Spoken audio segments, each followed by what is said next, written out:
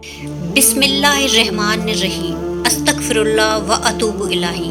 इसका तर्जुमा ये है कि ए अल्लाह, मैं आपसे बख्शिश चाहता हूँ और मैं आपसे तौबा करता हूँ। क्या आप जानते हैं कि इन कलिमात के ज़रिए तौबा और इस्तग़फ़ार करने से, यानी कि इन कलिमात को 100 मरतबा रोज़ाना पढ़ने से इंसान को 12 बड़े बड़े फ़ायदे हासिल होते हैं। और वो फ़ायदे हदीस में मौजूद हैं, किसी से गढ़े हुए नहीं हैं। उनमें पहला फ़ायदा जो कि सूरह बकरा के अंदर ज़िक्र किया गया है कि जो इंसान भी तौबा और इस्तग़फ़ार करता है तो अल्लाह ताला उससे मोहब्बत फरमाते हैं। जिस इंसान से भी अल्लाह ताला मोहब्बत फरमाते हैं तो अल्लाह ताला अपनी रहमतों के दरवाज़े उस शख्स पर खोल देते हैं। फिर उस इंसान को और क्या चाहिए कि जिसको अल्लाह ताला की मोहब्बत और उल्फत हासिल हो जाए।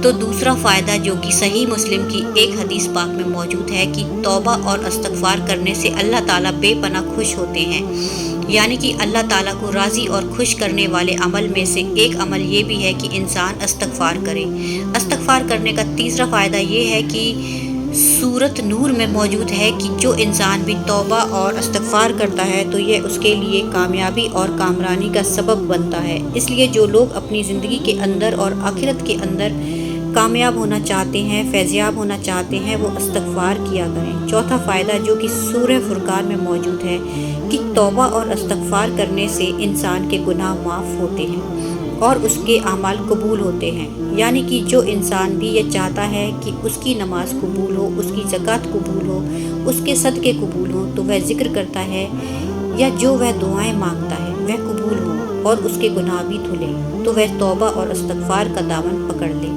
पांचवा फ़ायदा जो कि सूरह मरियम में मौजूद है कि जो इंसान भी तौबा और इस्तग़फ़ार करता रहता है तो ये उसके लिए जहन्नुम से नजात का सबब बनेगा और जन्नत में दाखिले का सबब बनेगा। नाज़रीन किराम, अगर इंसान जन्नत की नेमतों का सोचे तो उसकी सोच ख़त्म हो सकती है, जन्नत की नेकी और खुशियाँ ख़त्म नहीं हो सकती। अगर इंसान जहन्नुम के अज़ाब के बारे में सोचे तो उसकी सोच ख़त्म हो सकती है, लेकिन वह यह नहीं सोच सकता कि जहन्नुम का अज़ाब कितना ज़्यादा दर्दनाक और भयानक है।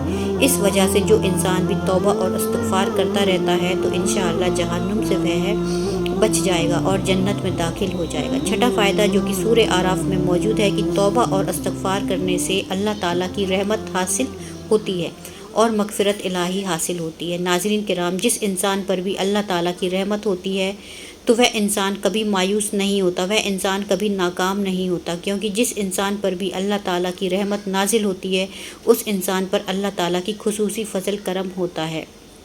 उसकी ज़िंदगी में, उनके घराने में, उसके कामों में अल्लाह ताला की तरफ से बरकत उतरती है। इसलिए जो इंसान भी तौबा और इस्तग़फ़ार वक्त ब वक्त करता रहता है तो ये अल्लाह ताला की रहमत को हासिल करने का सबब है। सातवां फ़ायदा जो कि सूरह फुरक़ान में मौजूद है कि तौबा और इस्तग़फ़ार करने से इंसान के जो गुनाह होते हैं वह नेकियों में बदल जाते हैं। तौबा और इस्तग़फ़ार करना बजाते खुद भी एक नेक अमल है, इस पर अजर व सवाब इंसान को मिलता है, लेकिन इसकी रहमत और बरकत ऐसी है कि अल्लाह ताला इंसान के गुनाहों को नेकियों में बदल डालता है।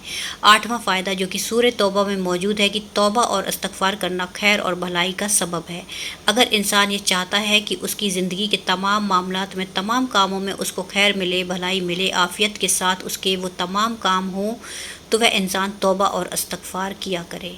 नौवां फ़ायदा जो कि सूरतुल निसा में मौजूद है कि तौबा और इस्तग़फ़ार करना ईमान की अलामत है और अजर अज़ीम हासिल करने का सबब है। यानी कि जो इंसान भी तौबा और इस्तग़फ़ार करता है तो ऐसा इंसान ईमान वाला है, क्योंकि उसको पता है कि मैं एक इंसान हूँ, मेरे से खता हो सकती है, बनी आदम से खता हो सकती है, हदीस पाक में ये आता है, लेकिन उसको पता है कि मेरे गुनाहों को बख्शने वाला, उनको माफ़ करने वाला सिर्फ़ अल्लाह है। मुझे अल्लाह ताला से ही अपने गुनाहों की माफ़ी मांगनी है, क्योंकि उसके अलावा और कोई नहीं है जो मेरे गुनाहों को माफ़ कर दे। तो ये एक ईमान का बहुत बड़ा जुज़ होता है कि इंसान को ये एहसास हो कि अगर मेरे से गुनाह हुआ है तो मैंने उसकी माफ़ी अल्लाह ताला से मांगनी है।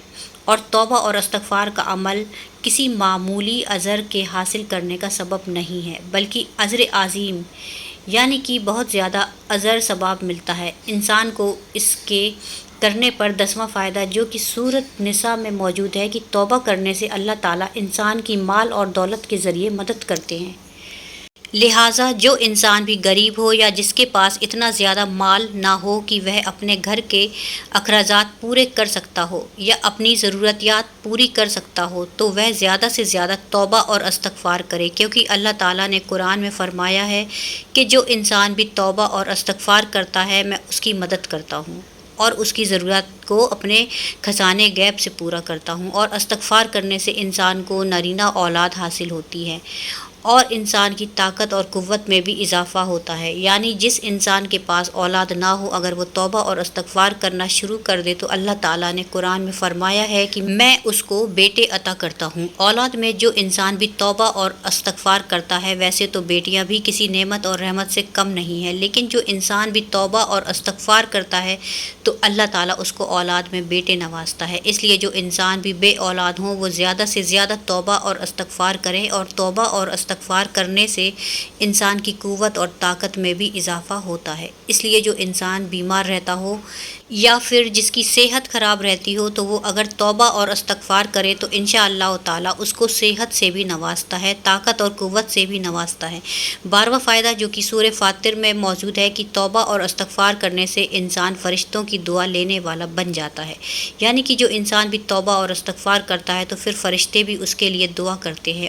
اور فرشتے کیسی پاکیزہ مخلوق ہیں کہ جن کے اندر نفس نہیں ہوتا، یعنی کہ وہ گناہ نہیں کرتے اور وہ ہر وقت اللہ تعالیٰ کے نیک کاموں میں مشغول رہتے ہیں۔ اور پھر اللہ تعالیٰ کی ایسی پاکیزہ مخلوق سے دعا لینا کسی نعمت سے کم نہیں ہے۔ تو ناظرین کرام، یہ جو وہ 12 فوائد روزانہ کی بنیاد پر 100 مرتبہ پڑھنے سے حاصل ہوتے ہیں، ناظرین کرام توبہ اور استغفار تو اللہ تعالیٰ سے آپ اپنی زبان سے بھی کر سکتے ہیں کہ یا اللہ میرے سے گناہ ہو چکے ہیں، آپ ہی ان کو معاف کرنے والے ہیں، لہٰذا آپ معاف فرما دیجئے، مجھے میری توبہ قبول فرما لیجئے، میں آپ سے اپنے گناہوں کی بخشش چاہتا ہوں، لہٰذا آپ مجھے معاف فرما دیجئے، آپ ہی معاف کرنے والی ذات ہے۔